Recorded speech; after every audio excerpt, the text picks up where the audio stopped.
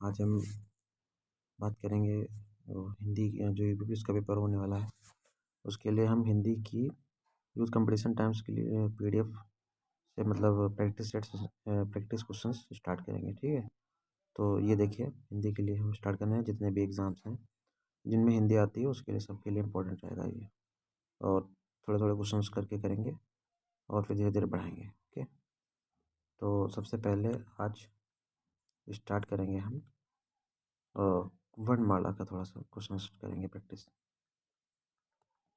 ये ठीक है, तो सबसे पहले हम आते हैं, ये फर्स्ट चैप्टर हमारा रहेगा और हम इसमें थोड़े थोड़े क्वेश्चन करेंगे। आज से हम 20 कर लेंगे, फिर नेक्स्ट डे थोड़ा और अगर आप अच्छा रहेगा तो 50 तक भी करेंगे। ठीक है, तो करेंगे हम आज। भाषा की सबसे छोटी इकाई को क्या कहा जाता है? ठीक है, तो बहुत इंपॉर्टेंट क्वेश्चन है, काफ़ी एग्जाम्स में आया हुआ है, तो सबसे ज़्यादा हमको इसमें देखना पड़ेगा। तो ये वर्ड, ठीक, ये देखिए कितने सारे एग्जाम्स में आया है। भाषा की सबसे छोटी इकाई को क्या कहा जाता है? वर्ण कहा जाता है। ठीक है, तो इसका ऑप्शन ये हो जाएगा। अब आते हैं सेकंड क्वेश्चन में। हाँ, भाषा की लघुत्तम इकाई किसे माना जाता है? ठीक है, तो भाषा की सार्थक लघुत्तम इकाई शब्द को माना जाता है। ठीक, इसका क्या हो जाएगा? ए।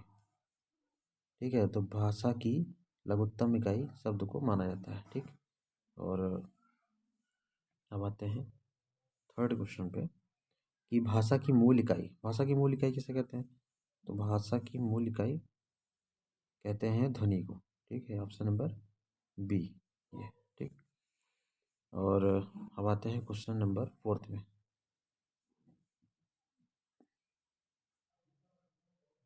ये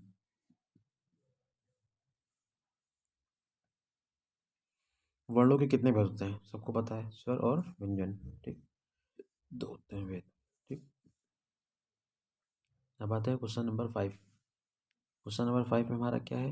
हिंदी भाषा की कुल लिपियाँ कितनी है टोटल? सबको पता है 52। ठीक, कितनी? 52 होती है ये।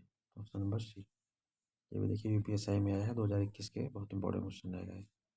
ठीक, अब आते हैं, ये भी इम्पोर्टेंट है, क्वेश्चन से भी बता देते हैं।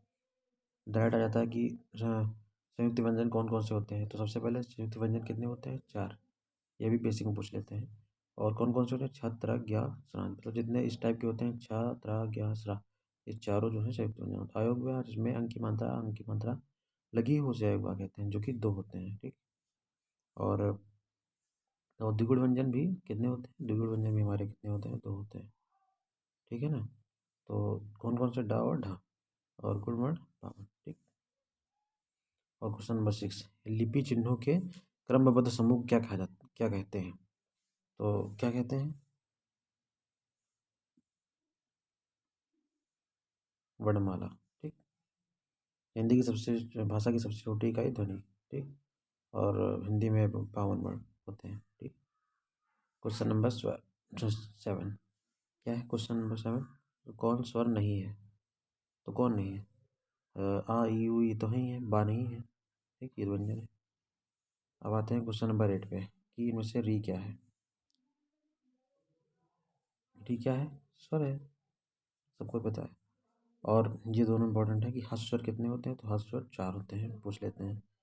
कौन कौन से? आ ई उ री, और दीर्घ स्वर आ ई उ ए ओ। ठीक है, तो ये भी इम्पोर्टेंट है। ओके, अब आते हैं क्वेश्चन नंबर 9, बहुत इंपॉर्टेंट है ये भी। ठीक है, क्वेश्चन नंबर 9 में हमारा क्या है? इनमें से किस शब्द में री मात्रा का उपयोग हुआ है?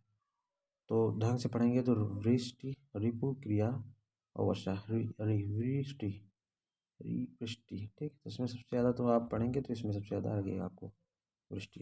ठीक, अब आते हैं क्वेश्चन नंबर 10, जिनका उच्चारण स्वतंत्र रूप से होता है और जो व्यंजन में उच्चारण के समय क्या होते हैं? सहायक होते हैं, उन्हें क्या कहते हैं? स्वर कहते हैं स्वतंत्र रूप से। ठीक, स्वरों की संख्या 11 कितनी होती है? 11। ओके, और बात करते हैं स्वरों का उच्चारण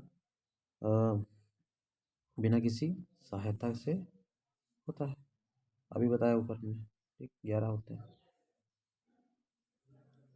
स्वर किसका भेद है? स्वर है वर्ण का भेद। ठीक।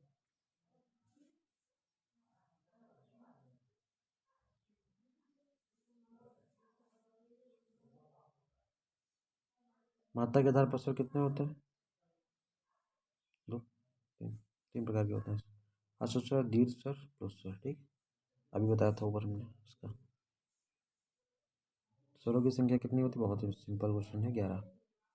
स्वरों का उच्चारण बता ही दिया हमने। ठीक। और स्वर किसका भेद है?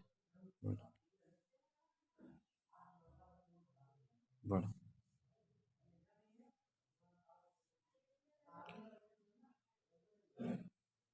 मात्रा के आधार पर स्वर कितने प्रकार के होते हैं? 3 प्रकार के होते हैं। ह्रस्व, दीर्घ और प्लुत किसके प्रकार हैं? स्वर के प्रकार हैं। तो किसके? स्वर के प्रकार हैं। ये देखिए तीनों। ठीक। किसी समूह में सभी स्वर दीर्घ हैं। अब इसमें आप देखेंगे सबसे मतलब जो काफ़ी नियरली दिए हैं ऑप्शन, तो आप इसको जब अच्छा डीपली नॉलेज होगा तभी आप कर पाएंगे। लेकिन ये क्वेश्चन देखिए सांख्यिकी अधिकारी में और जेईई में आया है, तो इसका जो है आप अगर लाएंगे तो EAOO। ठीक।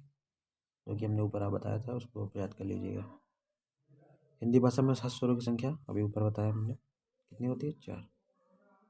ठीक है।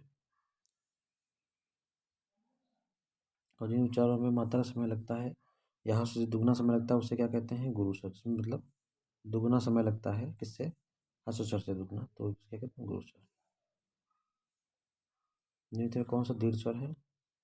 तो दीर्घ स्वर कौन सा है? A option. ठीक। यानी कि जिनमें संयुक्त स्वर नहीं है, तो स्वर कौन सा नहीं है? वो नहीं है। अब देखेंगे, ये देखिए। आज के लिए इतना ही। ठीक है। थैंक यू दोस्तों। आप सभी लोग आगे भी हम सारे चैप्टर्स को कंप्लीट कराएंगे प्रैक्टिस सेट के रूप में।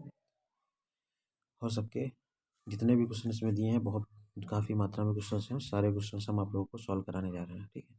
और आज 20 रखे हैं, लेकिन ज़्यादा बढ़ाएंगे। सारे चैप्टर्स को इसी से कंप्लीट कराएंगे। क्वेश्चन आप लोग सभी लोग नोट कर लेना इसको। ठीक है। तो थैंक यू। मिलते हैं।